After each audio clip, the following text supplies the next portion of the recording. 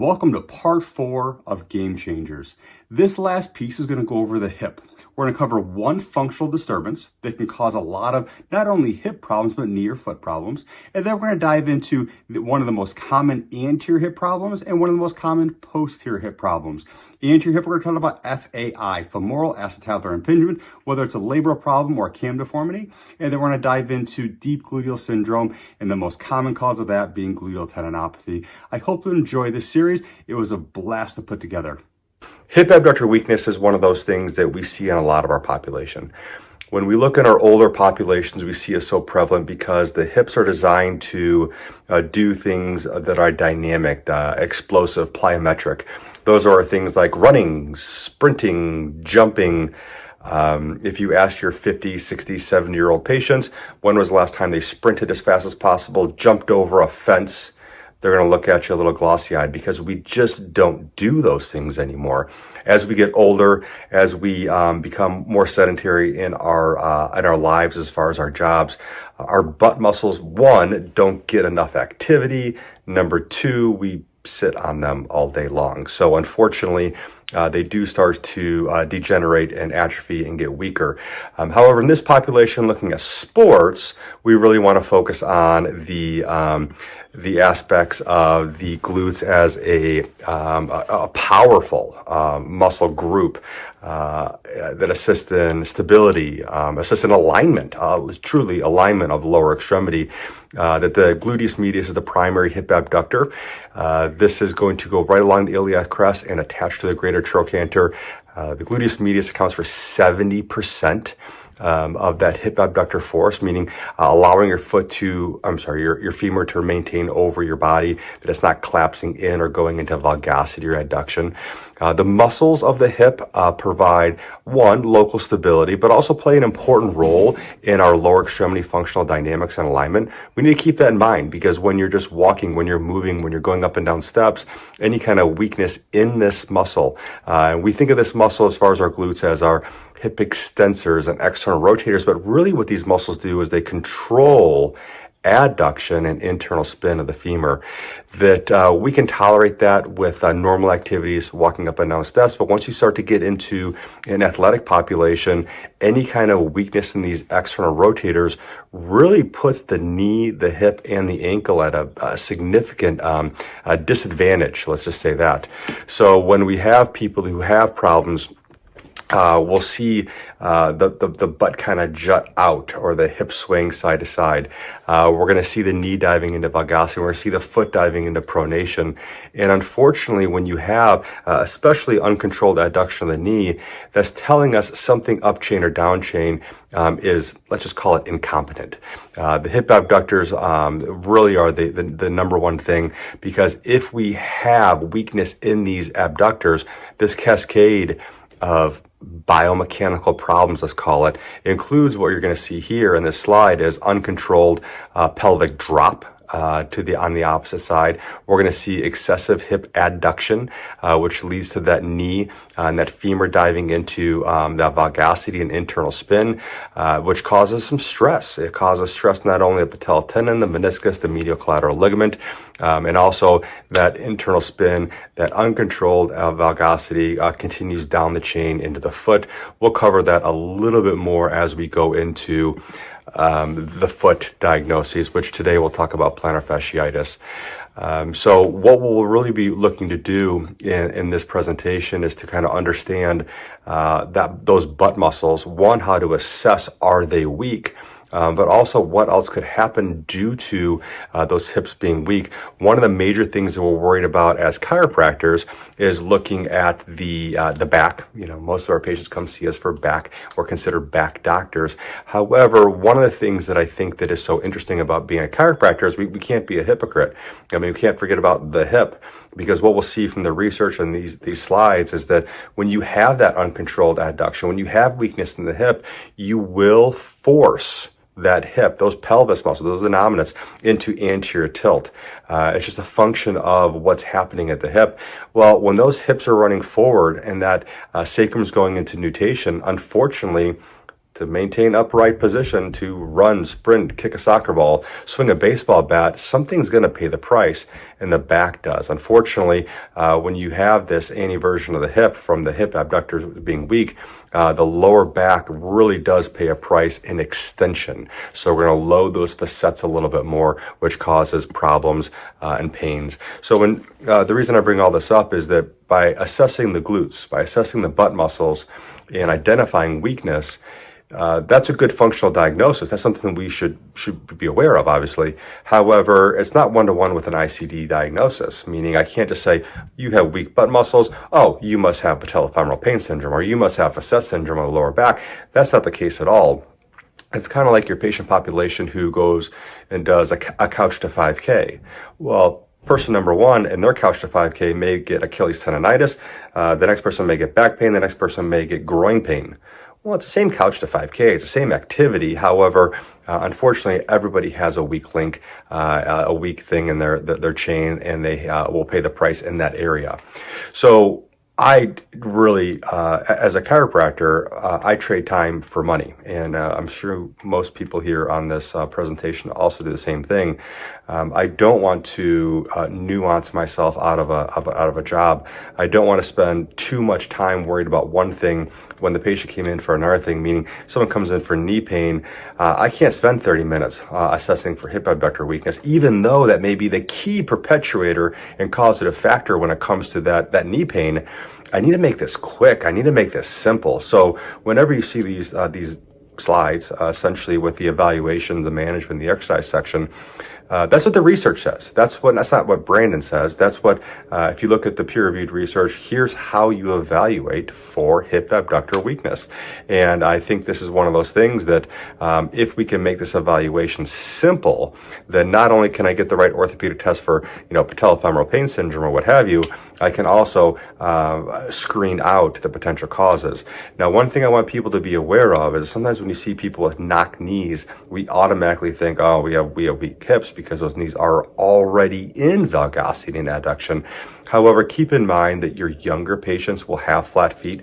That's pretty much normal until 7, 8, maybe even 9 years old. So just because they have flat feet, they have a knock knee presentation, that's that person learning how to use their butt muscles. They're learning how to run and sprint and jump and play t-ball. Those are people we can't just start assisting. We can't use orthotics. We can't think it's too big of a deal. We need that person to learn how to develop and how to be athletic, and the bones will form. We see this all day long as your body's going to do whatever you want it to do. That's why all 60-year-old receptionists all kind of look the same Dowager hump in their mid-thoracic spine. That's why all chiropractors have shoulders, because that's what we do. We overuse that structure. Well, we also have to teach our body how to move. And unfortunately, if we don't move enough, if we're not active enough, your body also learns how to do that. We've all seen that elementary school kid, the high school kid, and they all kind of look the same. They're not strong. Their body hasn't learned to be athletic, and their body will mold into those positions. Q angles are a way that you can see the structural complications associated with hip abductor weakness, but really what we're looking for is a movement-related problem. With a movement-related problem, let's move them. Let's find the problem. And I think that the ways that we can do that as we look at the research is, one, the Trendelenburg sign. The Trendelenburg sign is when you stand and you kind of lean over, the butt juts away from go back one. The hip goes out, essentially. When we see the hip go out, we call it uncompensated. When we see the body go over the leg, that's a compensated. So first, let's look at the compensated Trendelenburg. This is a person who understands that when they stand on one foot, it's going to hurt. So this is the 70-year-old. This is the 70-year-old that you see walking down Target's aisle, and they kind of walk like they're peg-legged, if that makes sense, kind of like a pirate. So they put all their weight on one foot, and their body kind of follows suit. And then they go to the other foot, and then they go to the other foot.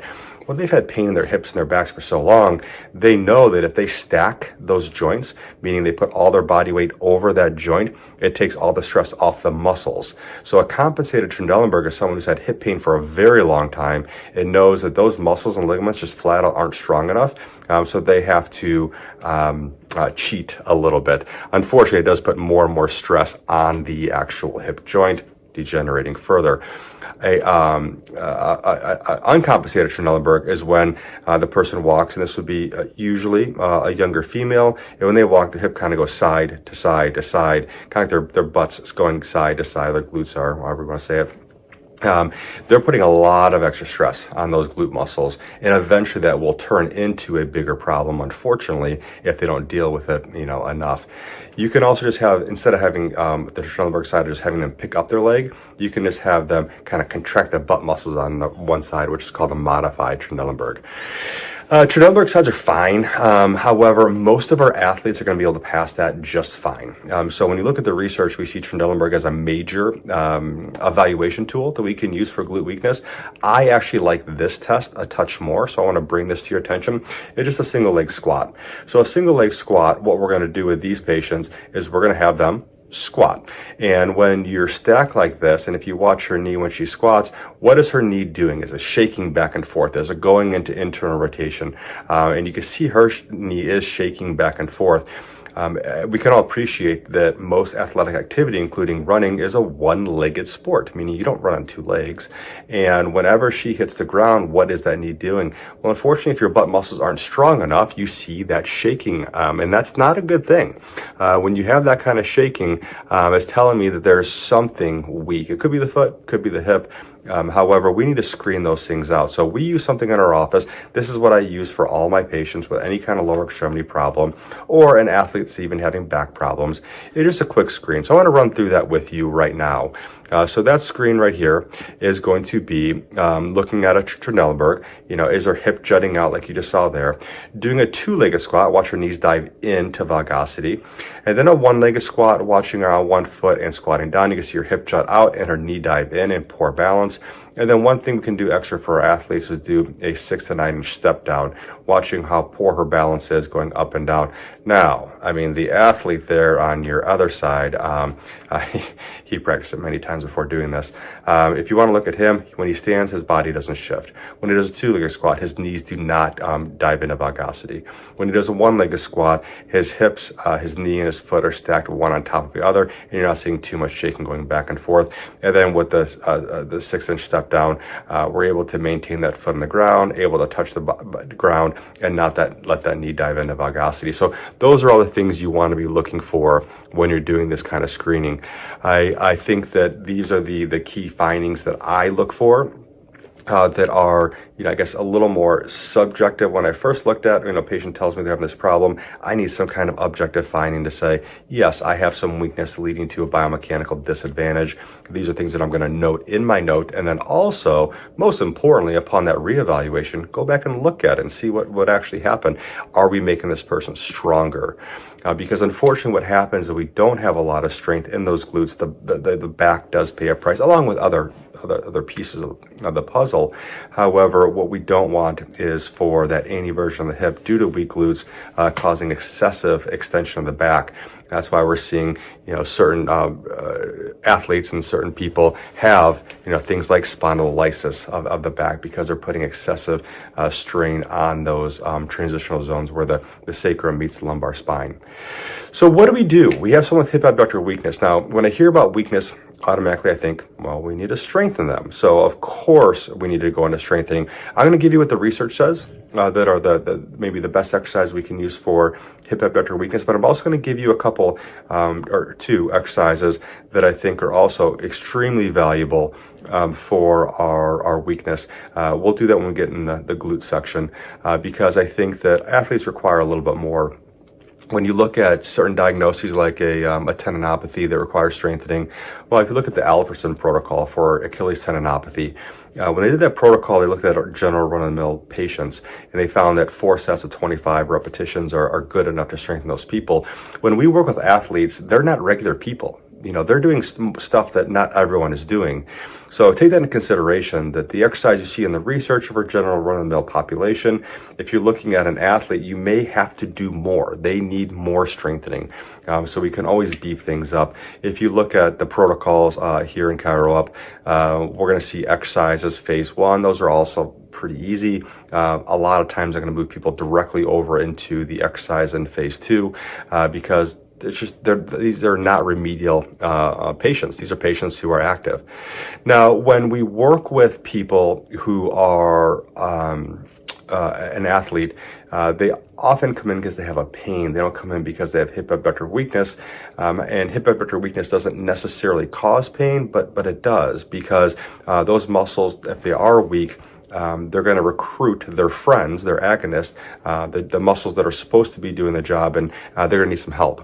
So we can do things like trigger point therapy on all of these muscles. And I think that's going to be important as far as if someone is having discomfort. Not necessarily the hip abductor weakness is painful, but it's something that we want to be able to address from a manual therapy standpoint. Of course, we're going to be doing manipulation, assessing for joint mobilization, joint restrictions. I can do things like what you saw there, like just muscle stripping. I can do contract relax stretching. I can do movement stripping, where I'm taking my thumb and going along the fibers of those muscles as they're going from a shortened position to a lengthened position. There's a lot of different things that I can do. I'm not a technique guru, but I am going to find the best strategy to get that person to get loosened up. The other agonist for our abductors is, of course, the TFL. The TFL is not a very strong abductor, but it is something that, obviously it attaches to the ASIS and iliac crest and goes down, inserts, I guess, into the iliotibial band. And this is something that controls the tension of the iliotibial band. Really, we can't stretch the IT band, but we can stretch what makes the tension in the IT band, the glutes, and then also the TFL do that. This is a great way to stretch that. If you want any access to all these videos, let me know. All the content you see in here is obviously I'm part of ChiroUp, so all of our videos, all the infographics that you see, all the protocols are from that. If you want access to that, just let me know. The point of this webinar is to give you information. One of the things that we'll also see with patients with hip abductor weakness is the muscles on the opposite side are very tight. They're trying to essentially compensate. So you'll see things in the adductors, especially that adductor longus and magnus, that become very tight. These are big muscles. So you can do things like movement stripping, like you're going to see here, stretching out the adductors. I'm a little more of a contract relax, which you're going to see right now, where I'm going to support the other innominate, and I'm going to have her push up towards the ceiling, hold for 7 seconds, and then relax, and I'll go further and further. One cool part about that kind of stretch is, especially the patients who've had this for a very long time, their external rotation of their hip is not great, which is when you look at the adductors and when you start to see limitations of external rotation less than 45 degrees, we've got a big issue. When you start to do this stretch, if you kind of hit a hard end feel, that could be degenerative, as far as the cause of their pain. But a lot of times it's not, especially in our athletic population, and they can get more and more external rotation, which is a sign of just muscular limitations. The psoas muscle, if you look at, some stretching techniques, they want to, find the psoas. This is a thin person as far as what I'm working on here. It's still going to be very difficult to poke in far enough to get into that muscle. It's definitely possible. There's plenty of research on it. And that's okay. You stretch them back into some hip external rotation, or extension, I'm sorry. But what I do is this: I have my leg essentially supporting her butt, preventing her from going into extension of the lower back, and then I'm going to bring her leg further and further back, doing a contract relax stretch. So those are all great ways to help force a little bit of motion through those joints. But what we want to accomplish with hip abductors is we want to strengthen that area. So what I want to show you now is the exercise that I would be doing with those patients. The first being a posterior lunge. You're going to stand on one foot and go all the way down and all the way up. I want you to look at her knee though. Her knee's it's not going over her toe. She's getting a little bit of knee flexion. That's fine. But really what she's doing is she's getting that hip flexion and extension. If you look at her butt muscles, her butt's trying to drive forward above her knee to force some activity in those glute muscles. I have got people who are marathoners, people who are very good athletes, but when you have them isolate the glutes, they're sore the next day. As far as frequency, I'm a 3 sets of 10 twice a day kind of person, which sounds like a lot. But I also tell people that, listen, if you have sharp sharp pain or shooting pain, we want to back off those exercises a little bit. If you get sharp pain or shooting pain, that's too much. Let's reassess the exercise and make sure the movement's correct. Also, if you're sore the next day, why don't you go ahead and skip that next set?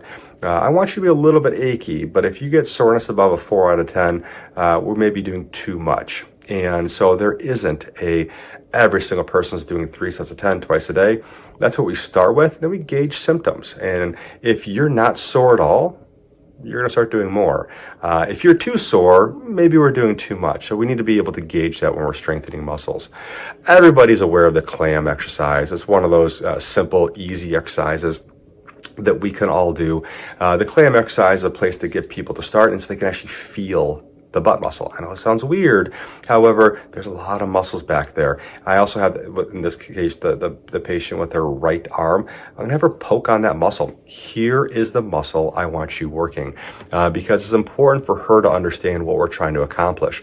There's a great research article about female volleyball players, and they found that female volleyball players and ACL injuries go together like peanut butter and jelly.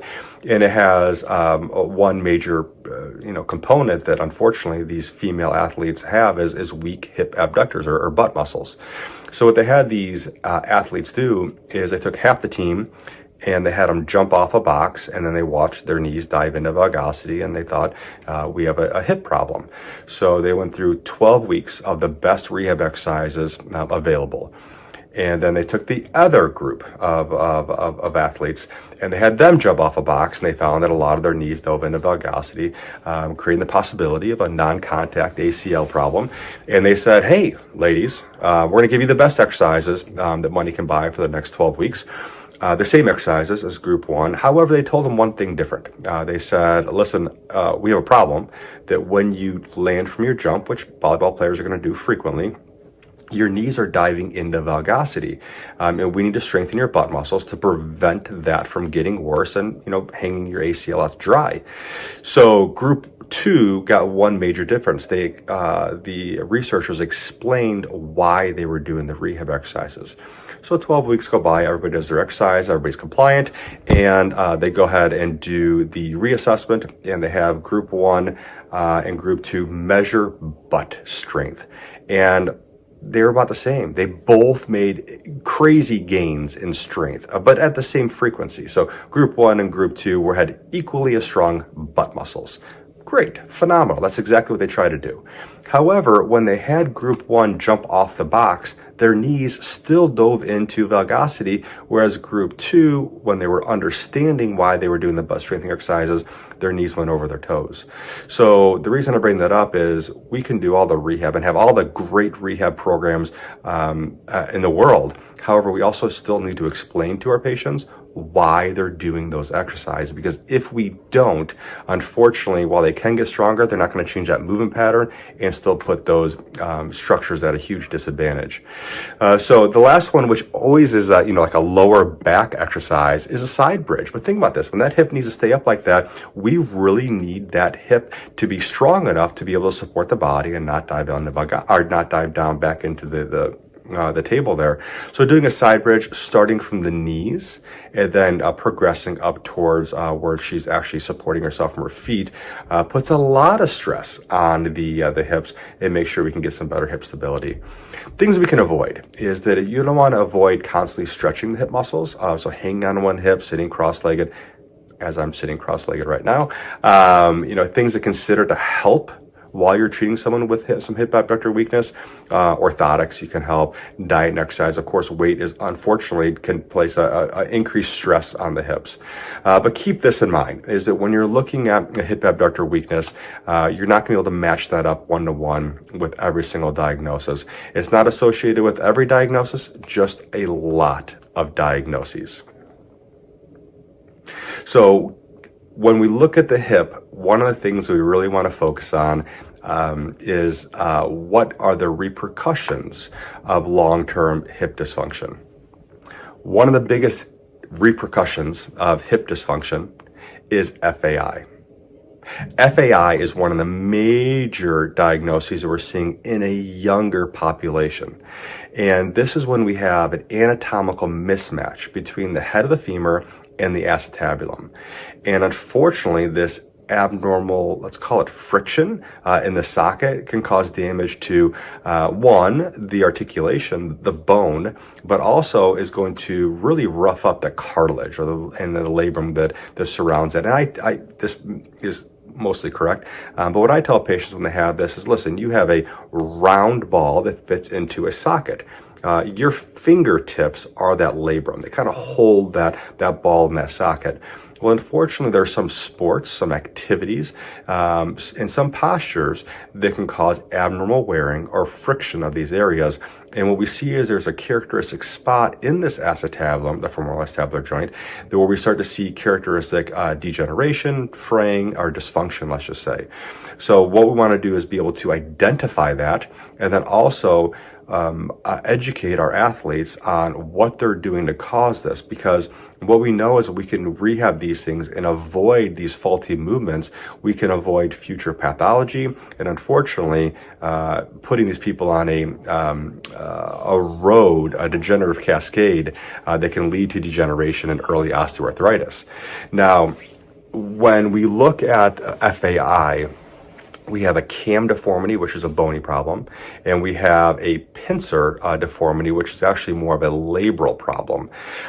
So cam is the abnormal femur head that impacts the normal acetabulum, and the pincer is the excessive material, cartilage, on the acetabulum rim that unfortunately is causing pinching. You can have one, you can have the other, or you can have both. So combined impingement, or sometimes people call this a mixed demonstration, is when you have both the pincer and the cam deformity. And what we see is that this is probably the most prevalent, in that 72 to 80% of all FAI cases have this combined problem. So we really want to make sure that we understand this, because one's a soft tissue problem, one's a hard tissue problem, and both have a little bit different of an evaluation. So what do we do to cause this? And of course, everyone wants to know the cause. I will caution my patients to finding causes to injuries. And in an athletic population, we want to make sure we can identify this, but the vast majority of our patients, it doesn't have to be an activity. So many people want to know, what did I do to cause this? But most of the time with our general population, it's a postural stress that's causing this problem, not a repetitive stress. Now, in this case, it is a repetitive stress, repetitive flexion, adduction, and internal rotation. Just getting in and out of a car like you see here, swimming with a breaststroke. Those are things that are repetitive motions that really stress the area of the hip. When we look at FAI, we see this as usually a unilateral problem. This is our soccer player that uses their right foot all the time. They're young, they're physically active. It's just this dull, insidious onset. It's dull, it's achy, it's a structural problem. Also, sitting on it can cause a lot of problems, and we're going to see some limitation in range of motion. One, they're going to want to avoid a flexion because that's what's causing it. But even going into extension, we're going to see problems. So if you see someone running and they're taking a really short stride on one foot as compared to the other foot, it doesn't mean they have FAI. It means they're straying away from something. Your body and my body are very good at saying, hey, idiot, stop doing what you're doing. And that's what we call pain. And our patients think that pain is a bad thing, but pain is limiting future dysfunction. So having pain is a very good thing, because it's telling us, hey, something's going on. Let's take a closer look at this. So let's go through the evaluation, the management, of course, the exercise that we're going to use for FAI. And like I said, there are two different types of FAI. Most of these are going to be mixed. However, we want to make sure that we're able to identify who's having problems with their hip and not. Now, Faber test is a catch-all. So when I do Faber test, I'm going to call this a general screening tool, because it's routinely positive in 88% of hip pathology. Doesn't matter what it is: hip osteoarthritis, FAI, a gluteal tendinopathy, a labral tear. Now, a lot of those things are very distinct buckets of diagnoses and distinct tissues that are injured. Faber kind of screens out them all. So I don't get too excited about Faber test. The one thing that Faber test is good about doing is saying, hey, this isn't a back problem. This is a hip problem. And with Faber test, what we're going to do with those patients is, one, support the opposite hip, because most people people are going to cheat. So the hip's going to come off the table. I'm going to let the leg go all the way into external rotation. While supporting the hip, I'm going to force her down just a little further, assessing for hip pain. Remember, just like in anything else, location, location, location. So we're looking for groin pain. Groin pain is the most common symptom of intra-articular hip problems. So I want to make sure that that's there and not maybe on the greater trochanter, which could be indicative of something else. Now, when we really want to dive into as far as the hip problem, coming from a cam deformity, this is it. This is a Fadir test. I'm going to force up the hip into 90 degrees of flexion, and then I'm going to bring her in a little further into flexion, and I'm going to bring her into some adduction and internal spin of the femur and kind of grind it in there a little bit. And you're going to be looking at the patient's face and also looking for her right arm. The reason I say is the face is going to give you a grimace, the right arm is going to throw a punch. And hopefully you don't get hit or smacked too many times, but it's going to hurt. And the goal of orthopedic testing is not to hurt people. It is to identify the tissue that's already irritated. But we need to make sure the patient understands that I'm looking to find your dysfunctional tissue. So making sure the patient understands that orthopedic testing, while we have these crazy names and functions and things that we do, really what orthopedic testing is looking for is, can we stretch it, can we compress it, or can we make this tissue work? And we're looking for what happens when we do those things. When we have a positive Fadir test, it's characteristic of a cam deformity, because when you go through flexion, adduction, and internal rotation of the hip, and it's also called the anterior impingement test. Like we know that there's so many different names for so many different tests, but it is positive for, like, Fadir test, Faber test is positive for 80% of all hip problems. When we do have a positive Fadir test, it's I think positive at about 33% for cam deformity. So whenever we have a cam deformity, though, as you can imagine, if I rotate the hip out into external rotation extension, that's going to probably feel pretty good. So cam deformity doesn't like flexion and internal rotation, and pincer does not like extension and external rotation. So we have a test for that. So we have a posterior impingement test, which I'm just going to show the video instead of the picture. Here's the video for that. I'm going to bring her into extension, and then I'm going to force her hip into some external rotation. If you have hip osteoarthritis, if you have a cam deformity, this is going to feel good. This is taking stress off that area and putting it on the actual labrum. So this is a great test to make sure that you're dealing with the right thing. The leg roll test is also looking for any kind of issues in the labrum.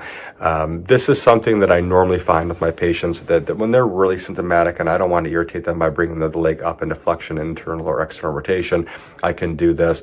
When you're doing this, you have the knee kind of involved. So I'm not a huge fan of this test, but it is popular in the research. The same goes for the quadrant test. The quadrant test is a very non-specific test, putting some compression on the hip and just going through all the ranges of motion of the hip, trying to see if through internal and external rotation of the hip, are we eliciting any symptoms. I am not a radiologist, so I don't have a vast majority of knowledge to convey concerning the radiology findings, but even as a non-radiologist chiropractor, we can all appreciate the changes you see with a cam deformity or a pincer deformity. A cam deformity, you're going to see some bony enlargement at the neck of the femoral head, like you see on the left-hand side here, which is going to cause a problem. You know, that bone's not supposed to be there.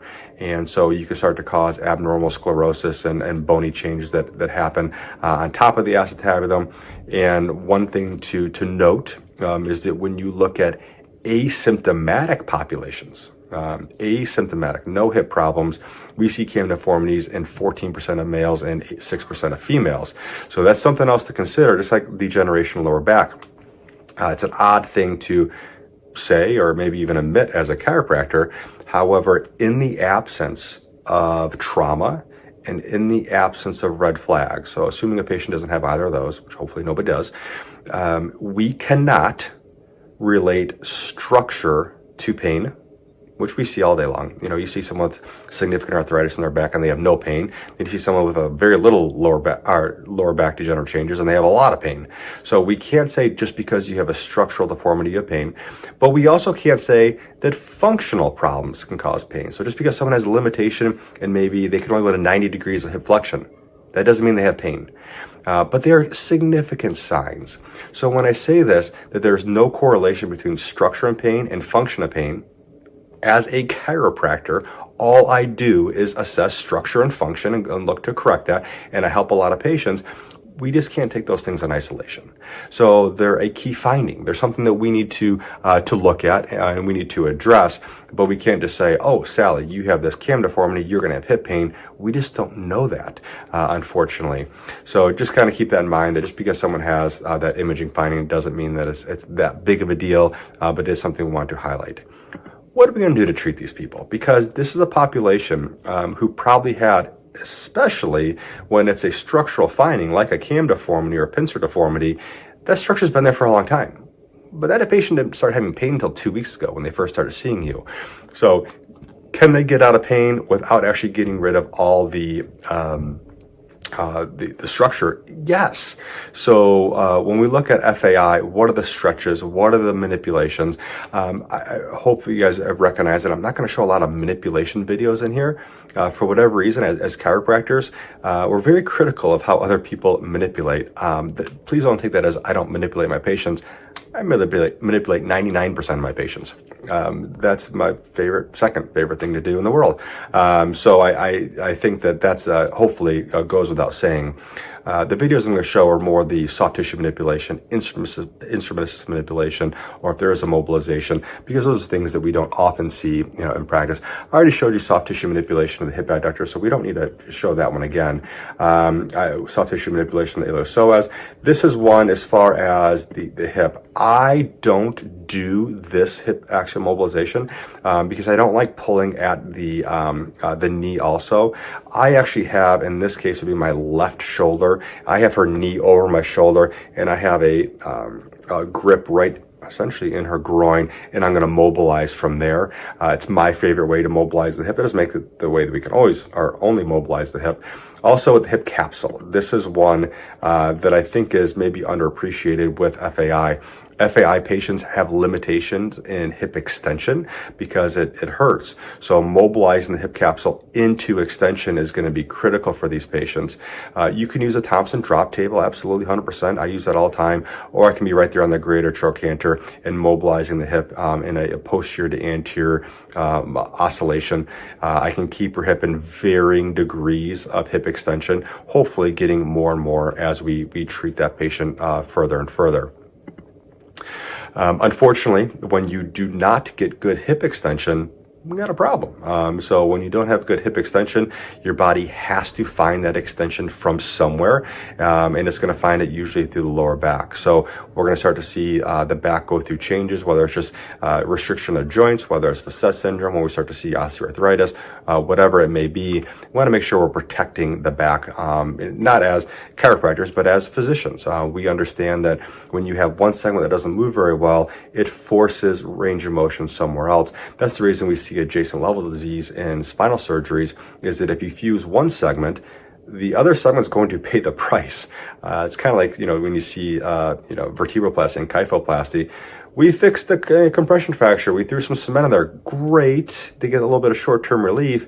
However, long-term repercussions aren't great because you took a spongy vertebra that's supposed to absorb shock and you put concrete in there. Unfortunately, the next one's going to blow fairly quickly.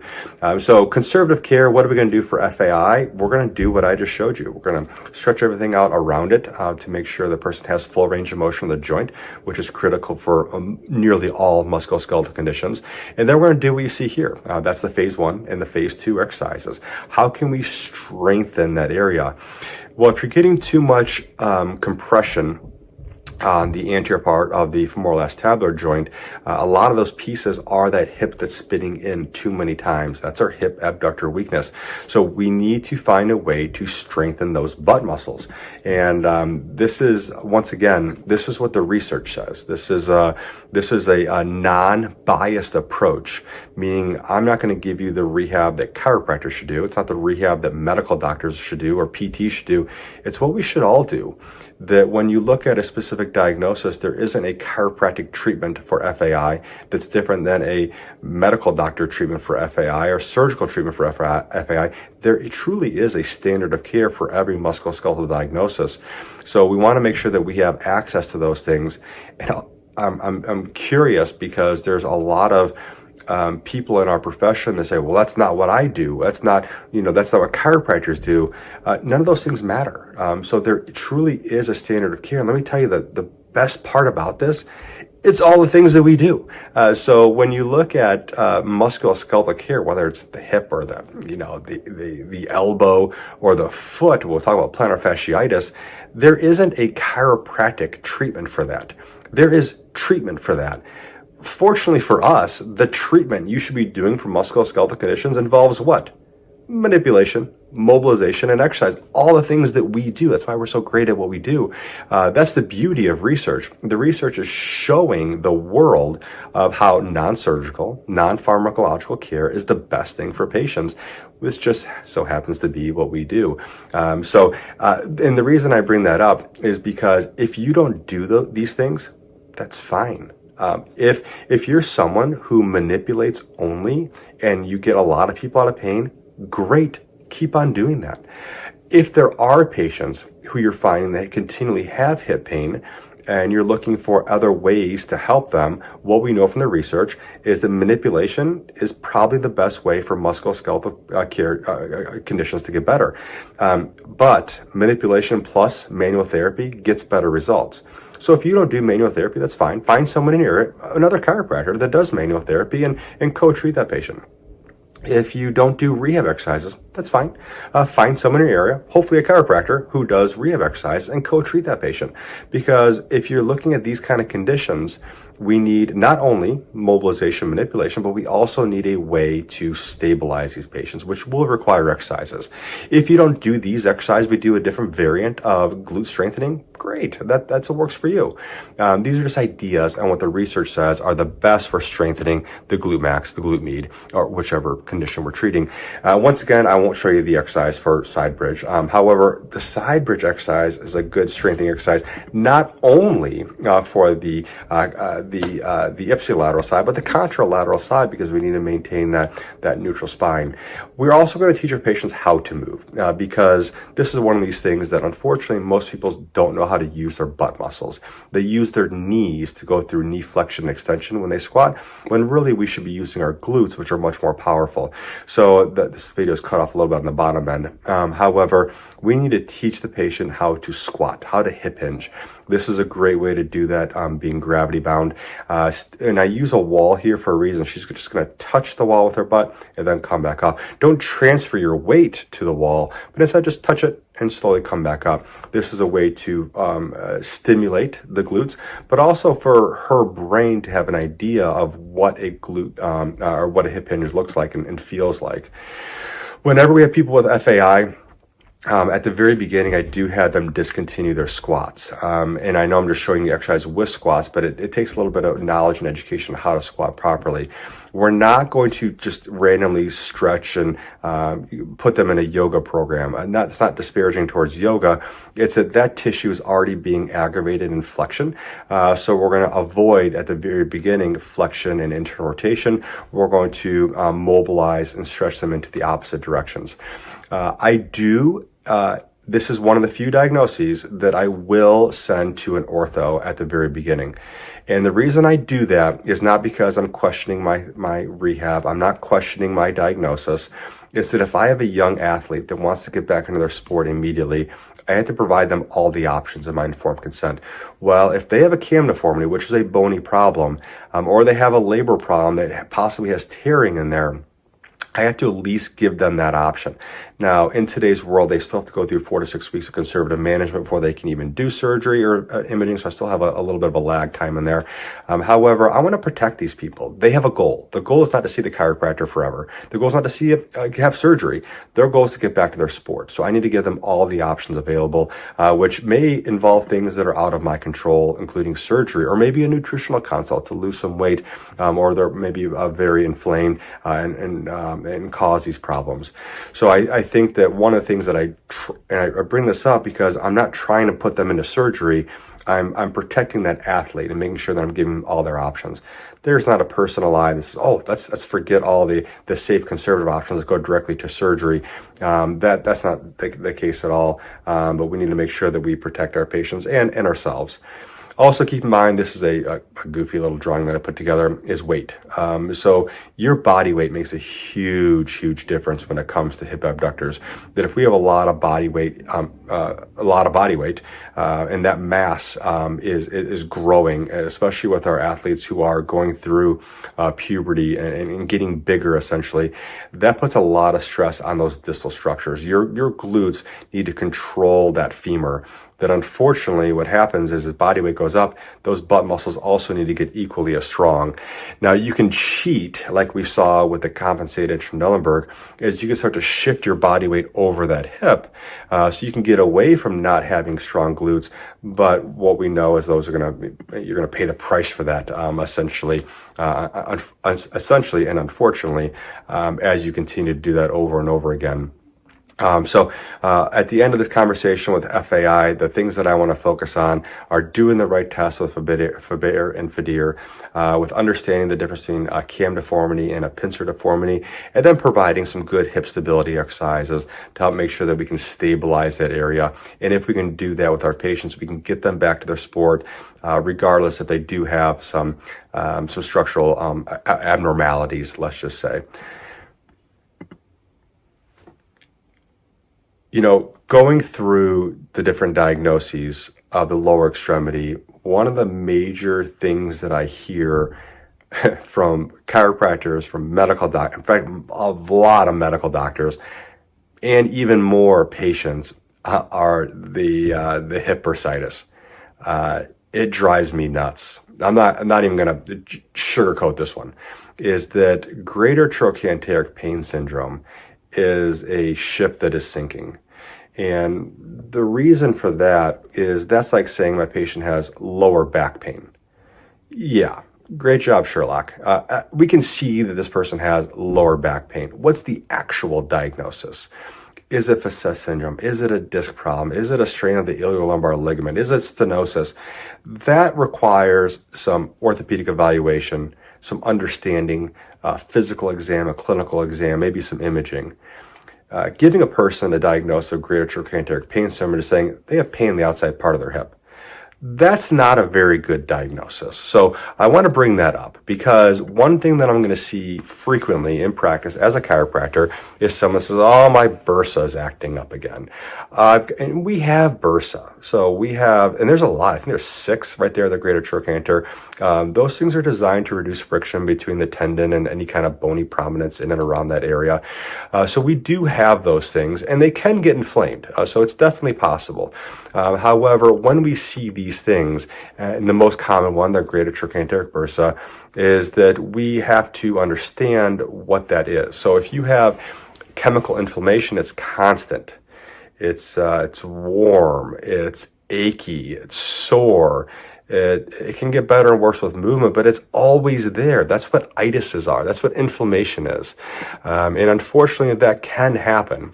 So if you do too much activity, can you inflame a bursa? Absolutely, 100%. And talking with the radiologists we have on staff, how often do they see these things? Hardly ever. So it's kind of like having subacromial bursitis. Can you get some inflammation on that bursa? Yes, but it's always associated with other things, meaning that bursa is showing inflammation, but really what we should be doing with our bursitis diagnosis is throwing these things in the trash can, because what we're seeing is that, yeah, you can get some inflammation with overuse. However, if you're seeing pain that's lasting in a joint for a long period of time, that's probably not bursitis. There's something else at play here. We need to be able to identify it and also be able to treat that. So what is it? So tendinopathy involving the gluteus medius or the minimus, medius most common, are the most common lateral hip pain. And I bring this up because an itis, an inflammatory bursa, versus a mechanical issue associated with a tendon, those are two different things. We identify those things and we treat those things extremely different. And if we think everything is an itis and we're nice to it, and we don't actually solve the problem, unfortunately, we're really giving our patients, substandard care. Now, when it comes to lateral hip pain, it is more common as we get older. And that was the conversation about jumping, sprinting, and jumping over fences. How many of our 50 to 70-year-olds actually do that? Not very often. The butt muscles do get weaker as we get older. It is what it is. And greater trochanteric bursitis, or in this case, gluteal tendinopathy, does affect females more than males. Why? Is it sex related? Is it morphology related? There's a lot of different thoughts on that. However, what we will see is that whenever we do start to see this lateral hip pain, we are going to start to see weakness in the glute. So we need to be able to identify that and, most importantly, of course, treat it. So when you get a diagnosis of greater trochanteric pain syndrome or hip bursitis, it's a collection of overlapping symptoms. But the biomechanical deficit, like a hip abductor weakness or a foot height pronation, are really the number one cause of this problem. We need to be able to identify those, and that is the purpose behind this talk. Is the most common cause of hip pain is gluteus medius tendinopathy. It could be a tendinopathy as far as tearing, fraying. It could be a partial thickness, full thickness tearing. We see, it's 25% of people, the elderly, have these problems. But man, I'm seeing this in my young athletes. Not necessarily tearing, but irritation, weakness. You go poking around on a 10 to 18-year-old athlete on their outside part of their hip. You poke on the bone, it's sore, but you start to drive just posterior to that greater trochanter and follow the course of the gluteus medius. You're going to find some exquisite tearing, and you're going to find some people that want to smack you because it hurts that bad when you go poking in those muscles because they are overusing these. So first thing when the patient comes in with lateral hip pain, we want to listen to them and say, what's going on? Did this happen once and now it's irritated, or do they get recurring characteristic pain at that lateral part of their hip? When it's just once, they're not a big runner, but they went out and ran, 7 miles. They don't normally do squats, and they did some squats, and now they're sore and can hardly walk. That could be just a true itis. It could be an irritated bursa. But those are the things we want to treat with things that we do for anti-inflammation. Or is it something that happens frequently? Every time I play this sport, every time I train 2 days in a row, I keep on getting this hip pain that keeps on getting irritated. Those are important things to hear, because if I have someone with true inflammation, well, ice it. Take some anti-inflammatories, take an Advil, rest it. Those are all the things that we want to consider for those kind of patients, because that makes sense. If you do something a little bit too much and it's inflamed, let's give you a break. However, there's a very different treatment for the people who have recurring lateral hip pain. Those patients, can you rest? Can you ice? Can you do anti-inflammatories? Yes, 100%. Calm things down. Good. However, once you calm things down, you better be building things back up. Otherwise, things are going to come right back. So tendinopathy is a process that happens across the board, across all tendons. But in our athletes, it happens more and more prevalent. We get these lower extremity problems because people don't give themselves a rest. They play basketball Monday, Tuesday, Wednesday, play games on Friday, Saturday. Same thing with baseball. If you're really good at baseball, congratulations. You play 2 games on Saturday. And if you do a really good job, you play 4 games on Sunday, and then you practice during the week. It's a crazy world we're playing with our athletes, not even necessarily our youth athletes, but also our weekend warrior athletes, like the rest of us. We don't give ourselves a rest. Now, if you look at tendinopathy, and it really doesn't matter which area, like even as a chiropractor. If each and every one of you, let's call today, whenever we're watching this thing, a Sunday, and on Sunday, if you have sharp pain in your shoulder, hurts to pick your arm up, what are you doing at work on Monday? You're seeing patients, just like I am, that we all have jobs to do in sports, we're going to play in activities, that unfortunately we're just not giving our body enough rest these days, and we need rest, because if we don't have enough rest, that's when the tissue continues to degenerate over and over again. So what we used to think happened is if you had an irritation, the body would heal and everything went back to normal. What we know now is that if you don't give yourself enough time to heal, that tissue now starts to degenerate, and now a tendon that has a certain capacity to do work no longer has a capacity. It gets weaker and weaker and weaker. Also, a major thing with tendinopathy is that, I'm just going to use my arm since we're on video here, that if I have rotator cuff problem, it feels fine. Oh, hurts right there. There's a specific range of motion that it hurts. Same with the glutes, that there are certain things they can do just fine, but when they get in that specific arc of motion, that's where we're going to pull at those specific areas of the body where you're having some tearing. That's where we have problems. Now, if you're a certain type of patient that wants a quick fix, the quick fixes are your injections, your medications. If we're honest with ourselves, they work really well.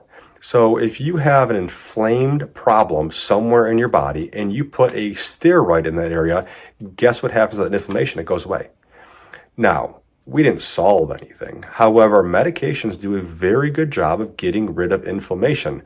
It's a poor long-term solution. But think about this. If someone has a tendinopathy, you can keep on injecting them over and over again. What do they need? They need to actually build tissue. They need to go through anabolism to build that muscular tissue to get stronger. Well, if you keep on injecting that, one, gets them out of pain short term, but long term, you're actually preventing them from building tissue.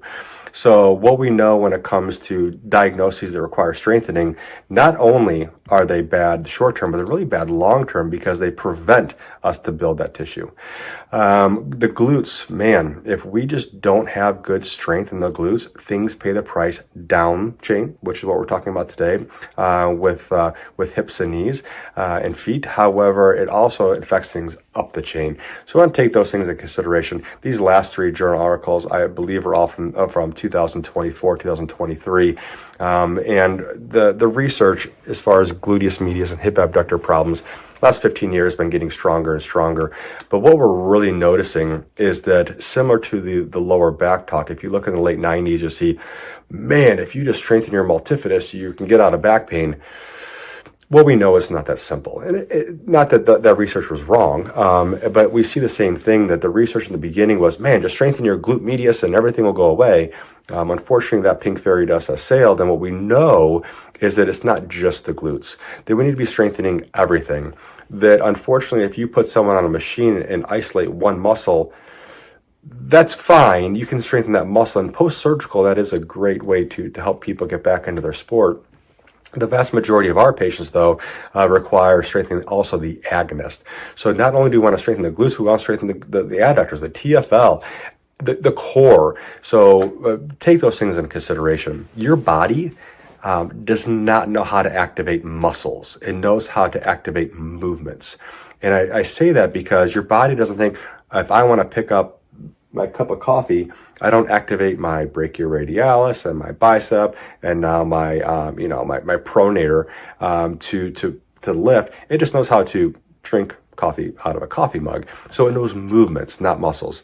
We really want to take those things into consideration, because when we look at this kind of diagnosis as far as the glutes, if we don't have good hip stability, bad things happen. Here's a great graphic of that. Here's someone who went before and after as far as learning how to run and also how to strengthen. That unfortunately, if we have some weak hip abductors here on the right side, she goes to plant in that stance phase of her gait, and we see some adduction of that knee, or what we'll call valgosity at 26 degrees, and also a hip drop on the opposite side. She's not only putting her Achilles tendon, her foot, her knee, her hip, her back, all at a disadvantage. If she just learns how to run in a proper alignment, she can keep her pelvis neutral, and those things have to do with strengthening the glute. So what do we do as far as glute strengthening? I have, here we have an evaluation. I'm not going to go through all four. The reason I'm not going to do that is because I really like one, and this is, well, it's my presentation. This is the one that I like. I love this exercise, this evaluation, and it's called the lag sign. This is, I think I said earlier that we all trade time for money. And then if I need to identify a dysfunction of a tissue quickly, I can't do 17 different tests to find a diagnosis. I need to do one or two. Well, the lag sign is keeping the patient here. What I'm going to do is I'm going to bring her leg up into about 20 degrees of abduction, and then I'm going to bring her back into extension as far as possible, and then maximum internal rotation. So I'm going to force that glute med to be in contraction. I'm going to let go, and she needs to keep her leg there. Well, not many people can, and you can see her leg kind of drop down.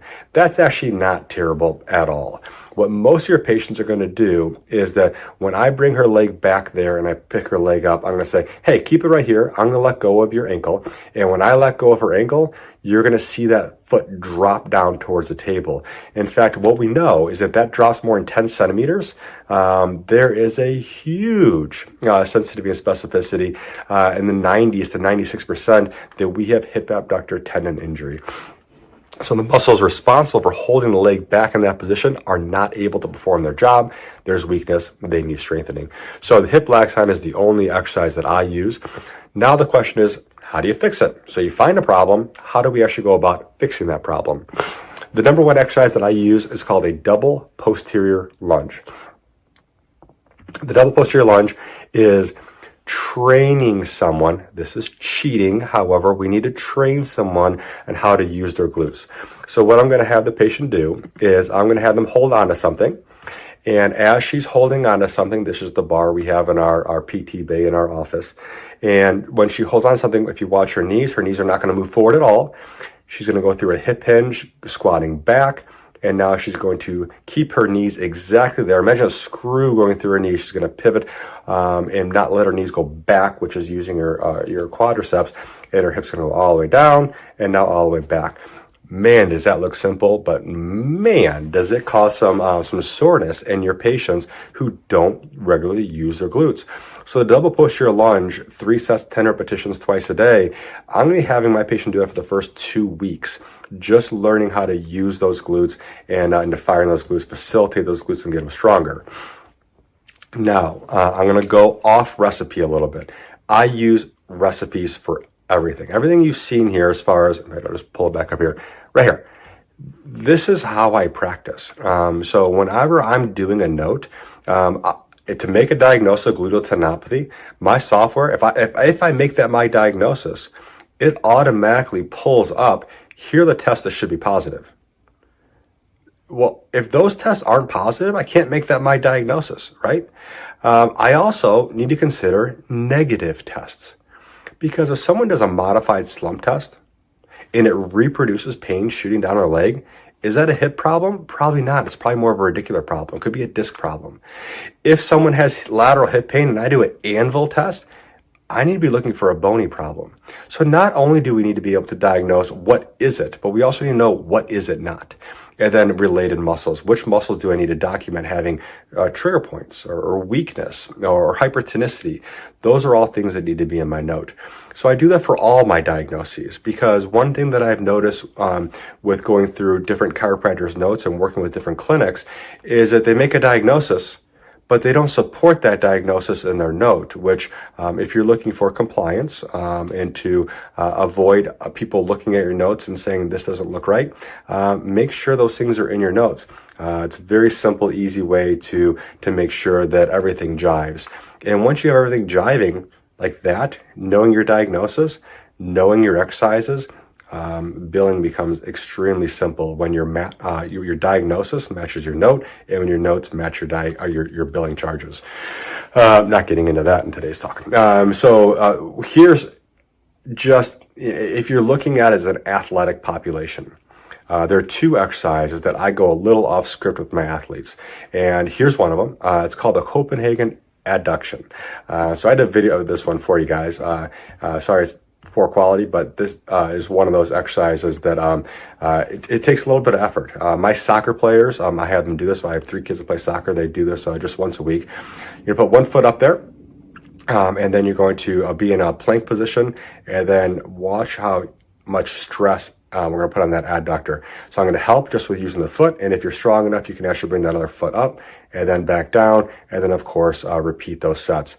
This is a great way to strengthen adductors. Adductors are not an easy muscle to strengthen. This is the one that I use frequently. The next one is semi-sit deadlift. So this is an exercise that takes a little bit of time and effort, but when you can do this, it's going to force balance, which is a big piece of the puzzle. And it's also going to work the posterior chain, glutes and hamstrings, those explosive dynamic muscles that we need for all of our patients. So what you're going to see here is she's going to slowly go down. She's going to do all through her hip. Her back's not going to move at all. In fact, a lot of my patients will put a broomstick behind their head, their back on their butt to make sure they don't get any flexion moments in there. And she's going to slowly go down and slowly go up, working into further and further flexion as her balance and her strength allow her to. So looking at a diagnosis like glute tendinopathy, these are the things that are going to work really well to help not only recognize the glute tendinopathy, but also how to strengthen the glutes. Well, there you have it. The most common anterior and posterior diagnoses we're going to find in a chiropractic practice. I hope you enjoyed this series. If you didn't catch the first 2 parts, make sure to check those out also.